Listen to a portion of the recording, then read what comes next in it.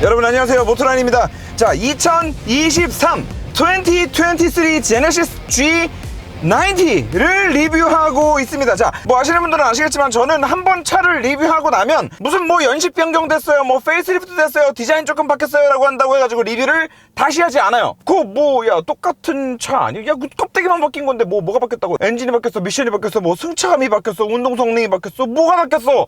안 해! 라고 하는 주인데 근데 이 차는 한번 리뷰를 해놓고 왜 또 하냐? 바로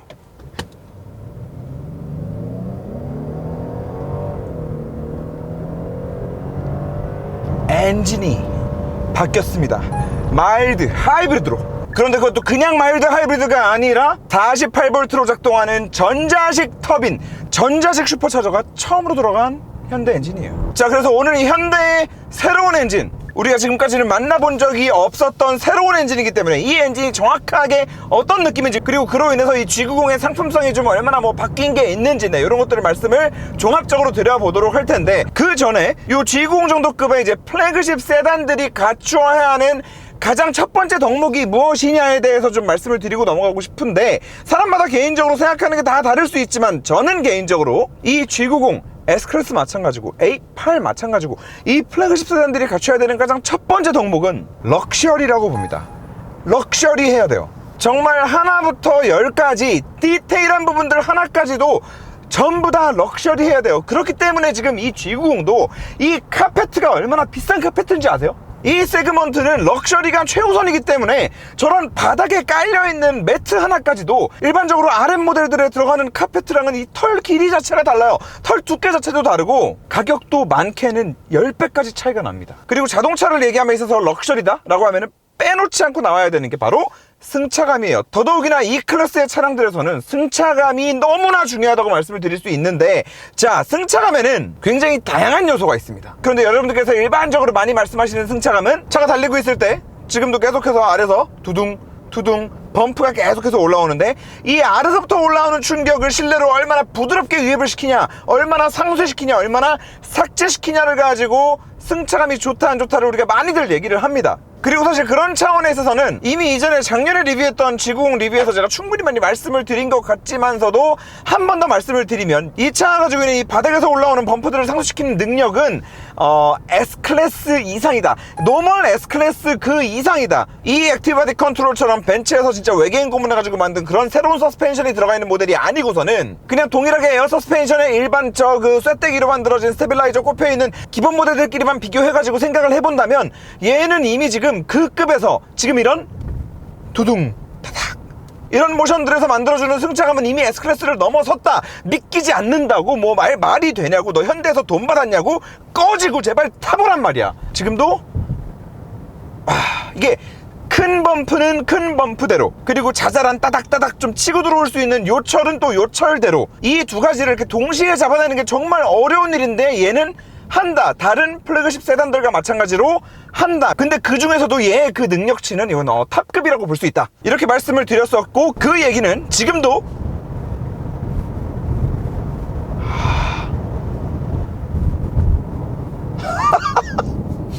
유효합니다. 그리고 지금 이런 느낌은 여기 들어가 있는 그냥 에어 서스펜션도 아니고 3챔버 에어 서스펜션 덕분이다 라고 말씀을 드릴 수 있을 것 같은데, 원래 일반적으로 우리가 알고 있는 에어 서스펜션 같은 경우에는 에어 주머니, 그 철 스프링을 대신해주는 에어 주머니가 하나의 챔버, 하나의 덩어리로 되어 있습니다. 그런데 이거를 최적을 더 키운 다음에 세 칸으로 나눈 거예요. 그래서 챔버가 3개다. 그래서 3챔버 에어 서스펜션, 뭐 멀티 챔버 에어 서스펜션이라고도 하는데, 단지 크게 키우기만 하면 되지 뭐하러 나누냐 라고 생각을 하실 수 있지만, 평상시에 우리가 이런 좀 이렇게 고속주행을 하거나 지금 코너도 있고 하기 때문에 에어 서스펜션도 어느 정도 이렇게 좀 압력을 준단 말이에요. 너무 출렁출렁 하면은 이렇게 좌우에서 코너가 있는 상황에 차가 이렇게 출렁거려가지고 멀미를 할 거 아니야. 그리고 롤 때문에 자세를 잃고 차가 위험해질 수도 있고요. 그러다 보니까 아무래도 에어 서스펜션도 고속으로 달리고 있다고 해가지고 무한정으로 힘을 쫙 풀어가지고 이렇게 출렁출렁한 승차감만 만들기는 어려운 건데, 3챔버 같은 경우에는 챔버가 3개잖아요. 요 3개를 전체를 다 쓰기도 했다가 하나 막아가지고 2개만 쓰기도 했다가 또 2개를 다 막아가지고 하나만 쓰기도 하는, 이 실시간으로 최적으로 굉장히 좀 변화무쌍하게 확 왔다 갔다 할 수 있기 때문에 고속으로 달리는 도중에는 차에 좀 안정감을 확보하기 위해서 챔버를 하나만 쓰다가도 차가 붕 떴다가 탁 떨어질 때 그 순간만큼은 또 챔버를 후다닥 열어가지고 큰 충격들은 큰 충격들대로 또 싹 받아먹고 다시 또 고속주행을 하거나 코너를 만난다라고 하면은 눌리는 쪽은 2개 담아가가지고 하나만 딱 넣고 또 덜 눌리고 있는 쪽은 한 2개 정도 써가지고 승차감을 또 확보를 하고 이런 식의 많은 이제 승차감에 도움이 될 수 있는 많은 이제 변화들을 줄 수 있는 거죠, 실시간으로. 그래서 전에도 말씀드렸지만 현대가 사실 에어 서스펜션을 정말 오랜만에 다시 사용하기 시작한 건데 그것도 이제 평화에서 만든 3챔버 에어 서스펜션이라 가지고 좀 긴가민가 했는데 너무 괜찮은 느낌을 만들어줘가지고 저번에도 놀랬고 이번에도 역시나 놀랍습니다. 다시 타봐도 얘가 지금 뭐 옵션 이것저것 넣고 해가지고 지금 1억 초반인데 1억에서 1억 5천 사이에 살 수 있는 전 세계 그 어떤 자동차를 가지고 와도 이런 승차감은 못 느낍니다. 자, 근데 거기다가 얘가 지금 2023년형이 되면서 제가 처음 타봤을 때 엄청 욕했던 게 하나 지금 개선이 된 게 있어요. 얘 지금 후륜조향 들어가 있거든요. 그리고 이렇게 한 50km로 달리다가 털어보면 후륜조향 들어가 있네, 바로 느낌이 와요. 그런데 이 느낌이 단지 후륜조향이 있구나, 뒤에서 뭔가 지금 작동하고 있구나 라는 거를 알게 하는 거를 뛰어넘어서 얘 처음 나오자마자 탔을 때 뒤에 후륜조향 타각이 한 박자씩 늦게 움직이는 거예요. 그래가지고 딱 털면 얘가 이렇게 들어가, 뒤에가 이렇게 딱 들어가줘야 되는데 이렇게 들어가는 거지. 차가 이렇게 모션이 옆으로 한번 이렇게 미끌리듯이 이렇게 들어가는 거죠. 그래서 그 느낌이 사실 너무 안 좋아서 야, 이거 승차감도 좋고 에어 서스펜션의 느낌도 진짜 짱이고 세팅도 너무 잘했는데 이거 후륜조향은 선택 안 한다, 나 같으면 후륜조향 절대 선택 안 한다, 이거 100% 멀미난다 라고 말씀을 드렸었고, 이거는 좀 개선이 됐으면 좋겠다고 말씀을 드렸었는데 이거는 제가 그때 그 느낌을 잊을 수가 없기 때문에 정말 확실하게 알거든요. 이건 완벽하게 개선이 됐습니다. 그리고 그 개선된 느낌은 지금처럼 이렇게 코너를 크게 감을 때도 제가 지금 움직이잖아요. 네. 요럴 때도 끝단에서 이제 스티어링이 다시 정렬로 딱 돌아올 때 있죠.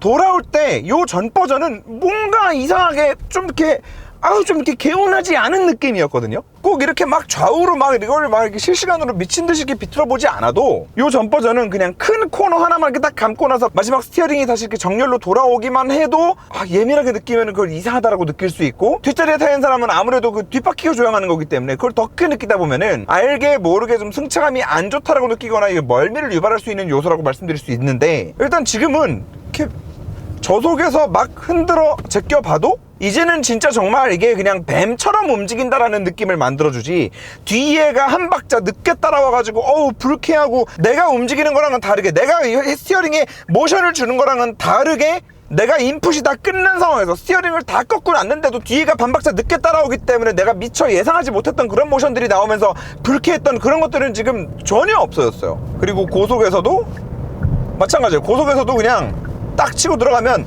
전에는 진짜 막 이렇게 들어오는 느낌이었는데 지금은 그냥 딱 절도 있게 굉장히 그냥 빠른 모션만 딱 만들어주고 깔끔하게 끝내는 모습이에요. 자, 이 정도 세팅했으면 솔직히 후륜조향도 저는 크게 바랄 거 없습니다. 물론 이 후륜조향이라는 거를 이제 뭐 폴쉐나 페라리 같은 브랜드에서는 모터 하나만 가지고 좌우 바퀴를 그냥 이렇게 같이 제어하는 게 아니라 각 바퀴에 모터 달아가지고 진짜 막 달리고 있을 때 차가 날아가는 그 자세를 제어하는 데까지도 이 후륜조향을 쓰기도 해요. 얘는 무조건 지금 좌우가 페어로 이렇게 쌍으로 움직이거든요. 그런데 모터가 양쪽 바퀴에 있게 된다면은 뭐 왼쪽 바퀴는 정렬로 있는 상태에서 오른쪽 바퀴만 오른쪽으로 0.6도 딱 틀어준다거나 이런 모션들이 가능해지는 거죠. 그리고 그런 미세한 컨트롤까지 해가면서 차가 날아가지 않도록 해주기 때문에 포르쉐 911 터보 같은 경우에는 진짜 그 타이어 온도도 다 오르지 않은 상태에서 그냥 아무 노면에서나 막 런치 컨트롤로 세려 밟아도 제조사가 발표한 제로백 숫자가 딱 나오잖아요. 그게 진짜 실제로 런치 컨트롤을 해봐도 와, 이게 어떻게 자세를 잃지 않고 이렇게 계속 차가 일자를 유지하면서 쫙 치고 나가지? 라는 생각을 하게 될 때가 있는데, 그런 자세를 제어해 주는데 이제는 이제 후륜조향 같은 것들도 이제 한몫을 한다는 겁니다. 자, 하지만 이 급의 차들은 어차피 우리가 그렇게 운전하고 다닐 일은 없잖아요. 차의 자세를 제어해 주기 위한 후륜조향이 아니란 말이야. 얘는 어디까지나 이 휠베이스가 긴 차를 골목길을 다닐 때 회전 반경을 줄여주고, 주차할 때 회전 반경을 또 줄여주고, 그리고 차선 변경을 한다거나 좀 큰 턴을 이렇게 천천히 할 때 그때 차가 조금 더 부드럽게 들어가고 깔끔하게 들어가는 느낌을 만들어주는 걸로 얘의 역할은 사실 끝나는 건데 이제는 그 역할을 완벽하게 하는 후륜조양이 된 것 같다.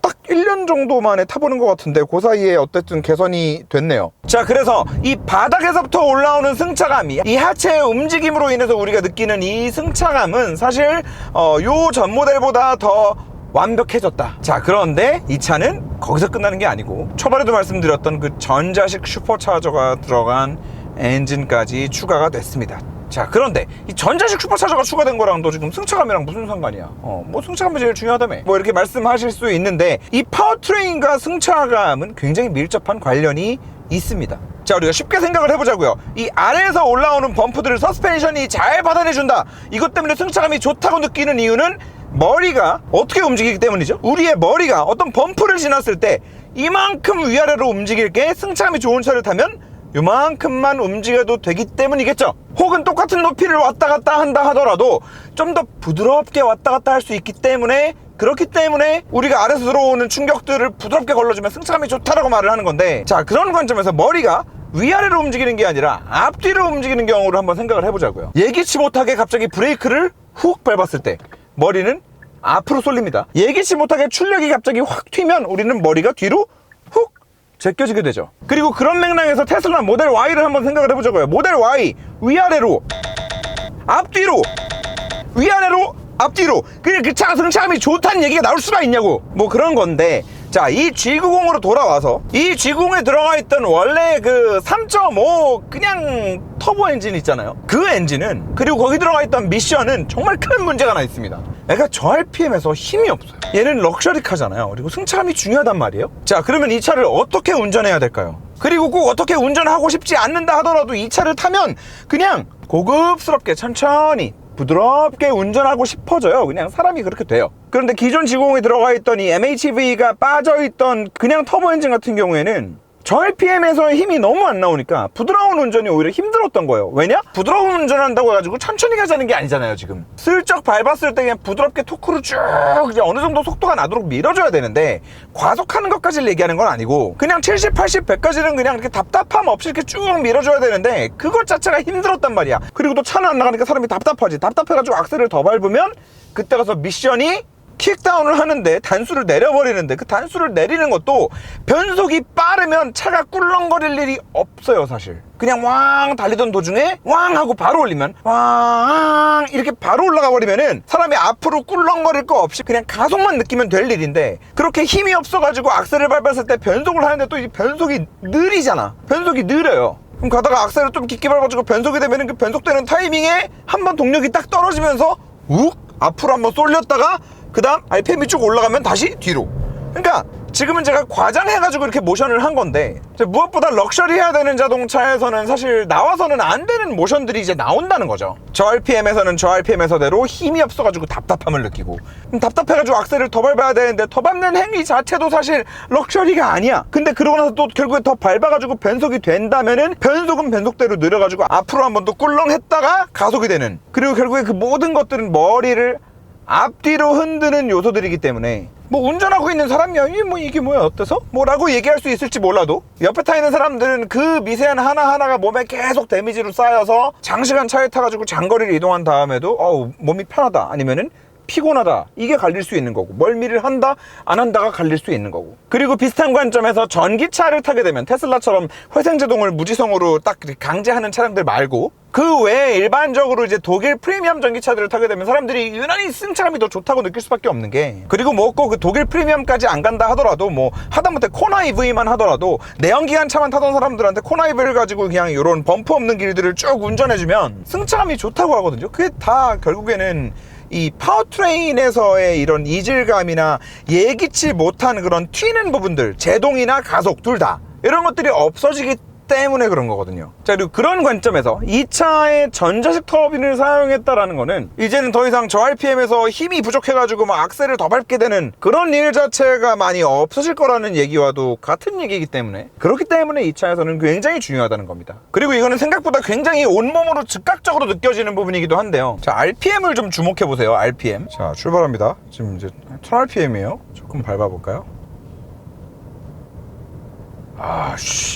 지금 2,000을 안 넘겨요. 2,000을 안 넘기는 상태에서 어떤 느낌인지 감이 좀 오시나요? 그리고 제가 지금 뭐 이렇게 기어를 강제로 여기 뭐 고정해놓고 운전하는 게 아니거든요. 그러니까 그만큼 정말 악셀에 발을 살짝만 갖다 대고 있기 때문에 RPM이 2,000 이상 올라갈 일이 없는데도 그냥 막 6, 70km까지 그냥 이렇게 편하게 이렇게 부드러운 가속을 하는데 아무런 지장이 없는. 그래서 정말 제가 그 벤츠 M256 엔진 있죠? M256 엔진 같은 경우가 이제 세계 최초의 전자식 슈퍼차저 전기 터빈을 양산차에 갖다 박은 세계 최초의 엔진일 거예요. 그리고 지금 현대의 요 엔진이 이제 두 번째 엔진 아닌가라는 생각이 드는데, 아닌가, 이 폭스바겐에서 뭐 이렇게 쬐깐한 엔진에 한번 뭐 넣었던 것 같기도 하고. 뭐 아무튼 우리가 뭐 마일드 하이브리드다 뭐 48V다 뭐 이런저런 얘기를 많이 하잖아요. 그런데 확실한 건 그냥 48V라고 해가지고 무조건 다 좋은 것도 아니고, 그게 마일드 하이브리드라고 해서 무조건 다 좋은 것도 아니고, 결국엔 MHEV 48V 시스템이 이 안에 들어가서 그 48V를 가지고 무얼 하느냐가 중요한 것 같아요. 그리고 어떤 차들은 48V를 가지고 뭐 전기 터빈을 돌리거나 이러는 게 아니라 48V로 전자식 스테빌라이저를 움직여서 승차감을 대폭 개선시키기도 하죠. 그런데 지금 얘 같은 경우에는, 그리고 M256 엔진 같은 경우에는 48V를 가지고 전자식으로 돌릴 수 있는 터빈을, 공랭식 터빈을 외에 지금 추가로 하나를 더 건 거고, 그 결과 이렇게 저RPM에서의 토크가 완벽하게 지금 이제 보상이 되는, 이제 그런 모습을 우리가 좀 확인할 수 있는 겁니다. 물론 M256 엔진과 비교해서는 좀 아쉬운 부분들이 몇 개 있어요. 그 M256 같은 경우에는 48V를 쓰는 김에 앞에 엔진의 벨트들을 그냥 싹 다 걷어내버렸죠. 없애버렸어요. 그 말은 뭐야? 워터펌프, 에어컨 컴프레셔, 이런 부수적인 많은 것들을 다 48V로 작동을 한다. 덕분에 엔진에 거추장스럽게 걸려가지고 돌던 그 풀리에 걸려있던 많은 벨트에 물려있던 많은 것들이 없어졌기 때문에 엔진이 그만큼 부하를 덜 받을 수 있겠죠. 그만큼 엔진의 질감은 좋아지는 거고, 리스폰스도 좋아지는 거고, 연비도 좋아지는 거죠. 물론 뭐 덕분에 벤츠 초창기에 그 엔진 사신 분들 뭐 달리다 시동이 꺼져요, 뭐 시동이 안 걸려요, 에어컨이 안 나와요 부터 뭐 이제 많이 고생들 하신 걸로 알고 있는데, 근데 뭐 그분들이 또 많이 필드 테스트 해주신 덕분에 지금은 다 해결이 된 걸로 뭐 알고 있긴 하거든요. 아무튼 뭐 그래가지고 제가 그 엔진이 들어간 차를 처음 타고, 그 253의 EMG를 처음 타고, 지금 만나는 미래다 이거는. 이건 내연기관 생명이 도대체 언제까지 연장될지 지금 뭐 이렇게 모르겠다, 계속 연장될 것 같다, 뭐 이런 말씀까지 드리고 했었는데, 이제 이 엔진 같은 경우에는 이제 벨트는 그대로 살아 있어요. 그리고 M256은 이제 모터도 이제 크랭크 뒤에 미션이랑 엔진 사이에 이제 딱 이제 이만한 모터가 붙어가지고 막 100km, 150km로 막 타력 주행하고 있을 때도 시동 막 꺼버리고, 그리고 악셀 다시 밟으면 진짜 0.1초 만에 시동 다시 걸어가지고 동력 딱 붙이고, 처음 시동 걸 때 그 원래 고전적으로 느껴지는 왕 걸리는 그 엔진의 그 불쾌한 진동도 없고, 진짜 여러모로 대단한 엔진이었는데, 지금 얘 같은 경우에는 전기 터빈을 사용하기는 하지만 나머지 모든 것들은 사실 우리가 원래 보아오던 원래 그 제너레이터가 들어가는 자리에 이제 조금 더 큰 용량의 모터로 이제 바뀌어서, 걔가 이제 벨트로 엔진을 좀 함께 같이 좀 돌리고 충전도 하고 해서 출력도 조금 줬다가 뭐 배터리 충전도 했다가 뭐 이제 그런 역할을 좀 담당을 해주고 있고요. 그렇기 때문에 아무래도 같은 48V의 MHEV의 뭐 전자식 터빈을 사용하는 그 벤츠 엔진에 비해서는 모터도 좀 이제 뭐 한참 작은 사이즈의 벨트로 이제 엮인 모터가 들어가서 얘 같은 경우에는 결과적으로 고속으로 달리고 있을 때 시동을 끄는 건 못해요. 즉 차가 감속을 하는 도중에 거의 다 섰을 때 엔진을 좀 이제 미리 끈다 정도만 가능하고, 그리고 에어컨 펌프나 워터펌프 같은 것도 여전히 이제 벨트에 묶여있기 때문에 딱히 48V라고 해가지고 이제 고RPM으로 올라갔을 때 엔진이 더 경쾌하다거나 회전 질감이 더 좋아진다거나 하는 거는 없겠지만, 저는 사실 이것만 하더라도 대단한 발전이 아닌가, 이건 대단한 발전이 아닌 거죠, 현대차가. 그리고 이게 어떻게 이런 시도를 할 생각을 했는지, 솔직히 말해서 이거는 미래를 위한 투자 아닌가. 그리고 현대차 입장에서도 야, 내연기관차가 이대로 죽지는 않을 거야. 그리고 우리 회사 입장에서도 내연기관을 이대로 그냥 갖다 버리지는 않을 거야. 우리는 조금 더 쥐어 짜볼래 라고 하는 이게 의지를 보여주는 거 아닌가. 솔직히 이 엔진 아니더라도 그냥 일반 3.5 터보 갖다 놓고 팔아도 우리나라 소비자들, 살 사람들 어차피 다 잘 사가지고 타고 다닐 거잖아요. 굳이 이거 없어서도 사실 팔 수 있는 모델이었지 않나 라는 생각을 한데, 굳이 이런 현대 입장에선 또 새로운 모험이고, 또 이거 출시해가지고 어떤 문제가 어떻게 터져가지고 또 어떤 난리가 날지, 또 뭐든지 새로운 기술들은 항상 그러니까요. 그런 리스크를 감수하면서까지 이거를 냈다는 거는 현대 입장에서도 좀 큰 투자를 하고 내연기관이 조금 더 갈 것이다 라고 보고 있는 게 아닌가. 뭐 그런 생각도 뭐 드는 그런 엔진이라고 말씀을 드릴 수 있을 것 같아요. 자, 그리고 추가적으로 이 48V 앞에 저 큰 용량의 모터도 이제 좀 하나 걸려 있고 전기 터빈도 있고 뭐 이렇게 된 결과 또 다른 건 없냐? 있기는 합니다. 그런데 경미하기는 하지만 단점이라고 할 수 있는 것도 좀 생겼어요. 이게 예상치 못한 타이밍에 나오는데 제가 봤을 때는 앞에 걸려있는 저 제네레이터 있잖아요. 제네레이터가 기존에 우리가 알고 있는 그 내연기관에 걸려있던 제네레이터보다는 훨씬 더 사이즈나 용량이나 이런 것들이 큰 모터가 들어가 있는 거고, 그리고 걔가 해주는 역할도 훨씬 더 많아졌거든요. 얘 이제는 브레이크 밟을 때마다 계속 작동시켜가지고 회생제동 해가지고 뒤에 배터리 채워야 된단 말이야. 저 뒤에 배터리 채워놔야 이거 쓸 거 아니에요. 전기 터빈 무슨 동력으로 돌릴 건데 뭘로 돌릴 거야? 48V인데. 이제 그러다 보니까 이 제네레이터가 좀 열심히 일을 하는데 가끔 가다가 이렇게 좀 급격하게 브레이킹이 쭉 들어가서 감속이 좀 한꺼번에 많이 이루어지는데, 이런 상황이 있죠.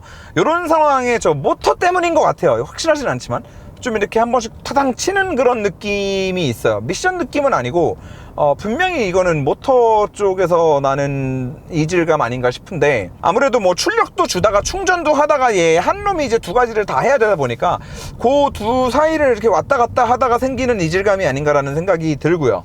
그래서 그거 하나 좀 그 아쉬운 포인트가 있는데, 사실 그거는 지금 이렇게 바뀜으로 인해서 생긴 이제 장점들 있죠.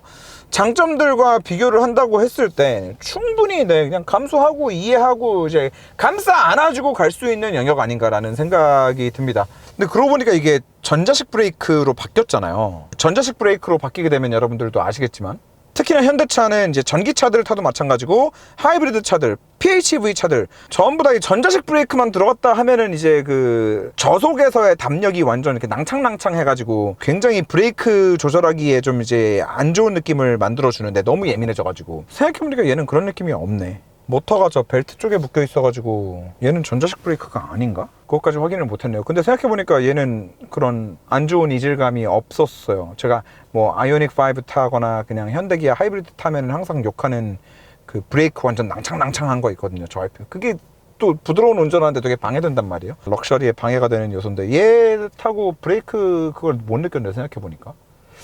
아무튼 뭐 이 부분은 이제 여기 또 모드 게러지 와 있습니다. 또 현대기아에서 새로 나온 엔진인데 그냥 넘어갈 수 없죠. 한번 또 좀 최대한 까가지고 하드웨어 리뷰도 오랜만에 좀 해볼 생각인데, 하드웨어 리뷰를 하면서 같이 좀 한번 확인해서 보는 걸로 하겠습니다. 와, 솔직히 이건 뭐 자동문도 그렇고 이거 솔직히 좀 신형 나오고 처음 탔을 땐 별로 안 땡겼거든요. 지금은 겁나 땡겨요.